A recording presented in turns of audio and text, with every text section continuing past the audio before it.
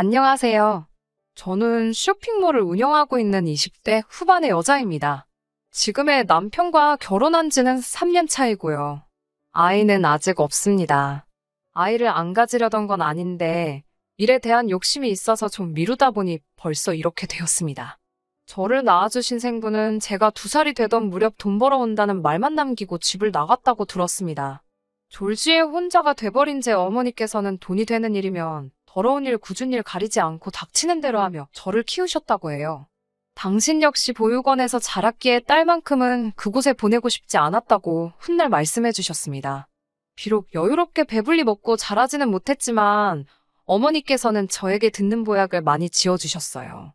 늘 칭찬해 주시고 저는 할 수 있다 응원해 주시고 그래서 오늘 지금의 자리까지 올 수 있었던 것 같아요.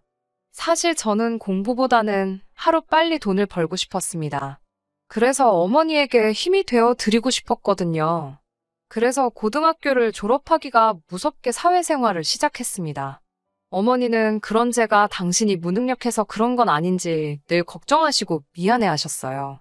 하지만 저는 애시당초 공부에 흥미도 없었기 때문에 돈 낭비, 시간 낭비를 하고 싶지 않을 뿐이었네요. 처음 1년 정도는 별의 별 아르바이트를 다 해봤던 것 같아요. 제가 정확히 뭘 잘할 수 있을지 감이 오질 않았거든요. 그러다 적성이라고 느꼈던 게 장사더라고요. 특히 옷가게에서 일하는 동안 제가 코디해놓은 대로 사람들이 달라고 하는 걸 몇 번 보면서 내가 잘한다는 생각이 들었거든요.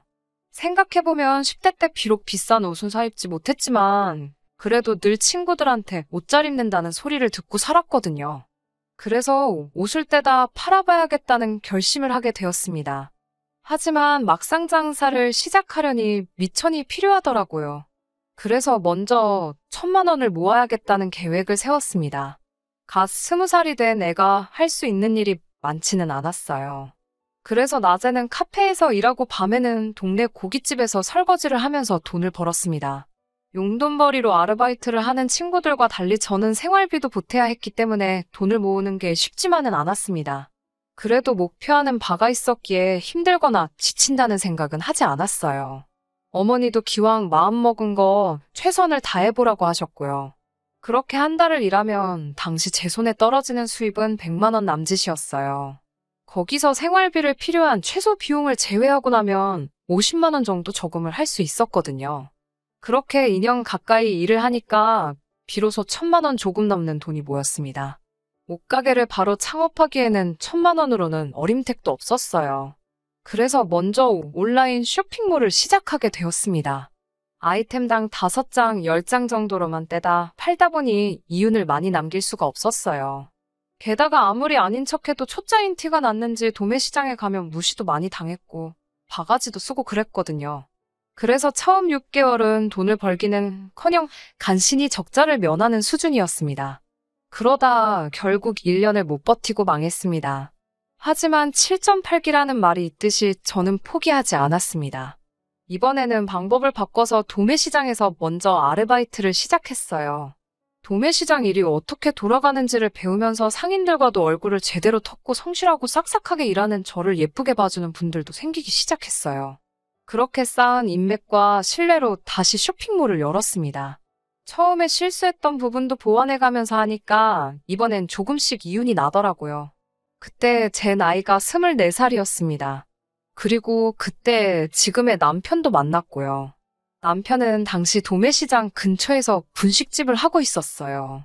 아무래도 제가 새벽에 일을 하다 보니 식사 시간이 굉장히 들쑥날쑥하기도 했고 제대로 앉아서 식사할 상황이 못 됐거든요. 그러다 보니 분식을 거의 주식처럼 먹는 날이 많았고요. 남편은 낮에는 알바생을 썼지만 밤에는 안전 문제도 있고 해서 자기가 직접 나온다고 했어요. 우리는 나이대도 비슷했기 때문에 금세 편하게 말을 놓고 친구처럼 지내기 시작했습니다. 그러다 제 일이 어느 정도 자리를 잡아갈 무렵 저에게 정식으로 만나보지 않겠냐고 하더라고요. 사실 20대의 절반을 오로지 돈을 벌겠다는 목적만 가지고 달려오다 보니 지쳐있기도 했었거든요. 그래서 남편과 사귀면서 조금 평범한 20대의 생활을 누려보고 싶었던 것 같아요. 그렇게 저희는 사귀게 되었습니다. 가끔 영화도 보고 교외 지역으로 드라이브를 가긴 했지만 크게 달라진 건 없었어요. 둘 다 당장 먹고 사는 일이 바빴기 때문에요. 그렇게 2년 정도 만났을 무렵 남편이 저에게 한 집에 살면 그래도 더 자주 볼 수 있지 않겠냐며 애둘러서 결혼하자고 말하더라고요. 저는 그의 쑥스러운 고백이 좋았고 그렇게 결혼하기로 했습니다. 친정 어머니에게 결혼 상대가 생겼다고 하자 어머니는 이제 자기는 정말 할 도리를 다한 것 같다면서 너무 기쁘다고 행복하다고 하셨어요. 당시 제 사업도 제법 자리를 잡아가고 있었거든요. 비로소 어머니에게 자랑스러운 딸이 된 것 같았고 앞으로 더 잘 사는 모습을 보여드리겠다고 몇 번이고 스스로 다짐했던 기억이 지금도 나네요. 결혼 이야기가 나오면서 자연스레 남편의 상황을 파악하게 되었습니다. 남편에게는 혼자이신 시어머니와 남편보다 2살 어린 신우가 있었습니다. 시아버지는 남편이 10대였을 때 지병으로 돌아가셨다고 들었어요. 시어머니는 현재 따로 하시는 일은 없고 소유하신 작은 상가에서 한 달에 나오는 150만 원의 수입으로 생활을 하신다고 했고요. 신우는 저와는 1살 차이였는데 따로 일은 하지 않고 시어머니에게 용돈 받아 쓰고 가끔 남편이 주기도 하고 그런다더라고요. 지금 셋이서 작은 아파트에 살고 있는데 그 아파트는 전세라고 했습니다. 결혼해도 시댁에 따로 경제적 도움은 주지 않아도 된다고 남편이 호언장담을 했습니다. 저 또한 친정 어머니는 내 힘으로 챙길 테니 당신은 신경 쓰지 않아도 된다고 했고요. 그래도 사실 부부 사이에 어떻게 칼로 무자르듯 당신 어머니, 내 어머니 선을 그을 수 있겠나 싶었습니다. 상황에 따라 맞춰가며 사는 거지라고 생각했고요. 그런데 그건 저 혼자만의 생각이었나 봅니다. 결혼을 하고 나서도 사실 신혼을 즐길 새가 없었습니다. 쇼핑몰이 자리를 잡기 시작했을 무렵 큰 사고가 있었기 때문이에요. 2주 동안 2,000장 이상 판매된 청바지가 물빠짐이 심하다며 고객들로부터 항해 전화가 쏟아졌어요. 분명히 샘플을 받았을 땐 아무렇지 않았는데 이해할 수가 없었어요. 하지만 공장에 가서 상황을 살피다가 공정 중 빠진 부분이 있다는 걸 알아냈습니다. 공장 쪽에서는 자기들의 실수라는 걸 인정하면서도 어쩌지를 못하더군요. 손님들은 환불해달라고 난리였고 공장도 작은 공장이라서 제가 결제대금을 주지 않으면 도산할 판이었죠. 저는 손님과의 신의도 중요했고 공장 식구들도 모른 척 할 수가 없어서 결국 제가 손해를 다 끌어안고 가기로 했습니다. 그때 손해본 금액은 상상할 수 없을 만큼 컸고요. 당장 쇼핑몰이 망해도 이상할 게 없는 상황이었습니다. 저는 결국 남편에게 정말 미안한데 조금만 도와줄 수 없겠냐고 2천만 원이라도 도와주면 급한 불은 끌 수 있다고 빌듯이 부탁했어요. 마침 그때 남편 친구가 빌려갔다가 갚은 여유 자금이 있다는 걸 알고 있었거든요. 그런데 남편이 우리 돈으로 서로 부담 주지 않기로 하지 않았냐면서 아무리 부부 사이여도 돈 문제로 저와 얽히고 싶지는 않다고 미안하다며 거절을 했어요. 약속을 했던 것도 기억하고 있었고 남편의 입장도 이해는 했지만 그래도 서운한 마음이 컸습니다. 게다가 시모까지 나서서 너는 네 남편 새벽까지 오뎅 팔고 떡볶이 팔고 하는 걸 보고도 돈 달라는 소리가 나오냐면서 그러니까 이참에 그 옷 파는 거 때려치고 남편도 와서 음식이라도 날르라고 하시더군요. 능력이 없고 못 배웠으면 몸으로 때우는 게 제일 편한 일 아니겠냐며 비록 공장의 실수로 큰일이 나게 되었지만 여태까지 제가 혼자 발로 뛰어가며 이룩한 제 사업을 낮잡아 보듯이 말하면서 말이에요. 결국 이렇게 또 망하는 건가 걱정의 밤잠을 이루지 못하는 날들이 계속되었습니다. 그리고 정말 망했다 생각하던 그때 그 환불 사태가 전화위복이 되었더라고요. 환불을 받은 손님들은 제 쇼핑몰은 믿을 수 있는 곳이라고 생각하게 되었다면서 여기저기 좋은 소문을 내주기 시작했습니다. 공장장과도 이 일을 계기로 끈끈한 인연을 맺게 되었고요. 그래서인지 한 달도 지나지 않아 쇼핑몰 매출은 급격하게 늘어나기 시작했습니다. 그렇게 되고 1년 정도 지나니까 생각보다 훨씬 많은 돈이 모였습니다. 그러면서 제가 가장 먼저 한 일은 친정 어머니에게 24평 신축 아파트를 사드리는 것이었어요.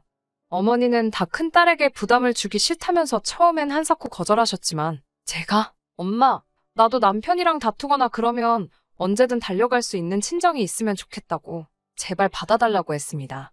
그제서야 어머니는 너무 고맙다면서 딸 키운 보람이 있다고 좋아하시더라고요. 하지만 이 일을 알게 된 시어머니와 남편은 난리가 났습니다. 아무리 제가 번 돈이어도 가정이라는 울타리 안에서 이젠 출가회인인 여자가 어떻게 시어머니도 아니고 남편도 아니고 친정 어머니를 제일 먼저 챙길 수 있냐고요. 듣고 있는데 정말 어이가 없어서 제가 번 돈으로 절 낳아주시고 길러주신 어머니에게 효도하는 게 왜 이렇게 욕을 먹을 일인지 이해가 안 된다고 받아치자 남편이 저더러 양심이 있으면 생각을 해보래요.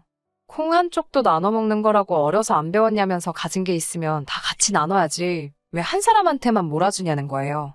그러더니 시어머니가 긴 말 할 거 없고 이렇게 된 거 뭐 사돈한테 집을 내놓으라고 할 수는 없는 거 아니냐면서 네 신우가 독립하고 싶다니까 어디 작은 오피스텔이나 하나 사주라는 게 아니겠어요.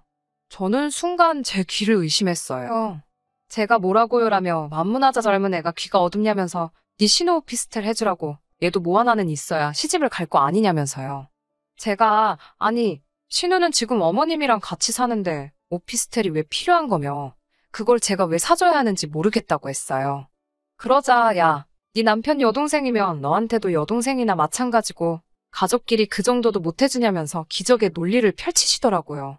그래서 제가 그럼 당신이 사주라고 나는 못 사주겠다고 하니까 저더러 너 이렇게 욕심 많은 여자였냐고 그래요. 그래서 제가 당신 내가 그때 한 번만 도와달라고 했을 때 부부끼리 돈으로 얽히기 싫다고 하지 않았냐고. 근데 왜 이제 와서 이러냐고 하니까 한마디도 못 하더라고요. 그러더니 치사하게 그러지 말고 그냥 결혼할 때 못한 혼수랑 예단한다 생각하고 사주면 되지 않냐고 그래요. 제가 세상 어느 누가 혼수랑 예단으로 오피스텔을 가져오냐고. 그렇게는 절대 못하겠다고 그러니 그럼 집은 됐고 멋들어진 외제차라도 한 대 뽑아주래요. 자기 여동생 기 살려준다면서 말이에요. 저희 둘 결혼할 때 둘 다 먹고 살기 빠듯해서 보증금 5천에 70짜리 월세 살고 있거든요. 그 보증금 5천도 반반했고요. 돈이 벌리는데도 이사를 안 갔던 이유는 제가 어려서부터 월세와 전세를 전전하다 보니 이사에는 이골이 난 상태였어요. 그래서 사실 올해나 내년에 적당한 30평대 아파트가 있으면 대출을 조금 끼더라도 자가로 사서 이사를 하려고 했거든요. 그때 남편 분식집도 정리하게 하고 저랑 같이 일하자고 하려고 했고요. 그런데 남편과 시모 그리고 신우는 제 이런 속마음도 모르고 제가 돈 얼마 벌었다고 당장 이거 내놔라, 저거 내놔라 저를 뜯어먹을 궁리로 아주 난리더군요.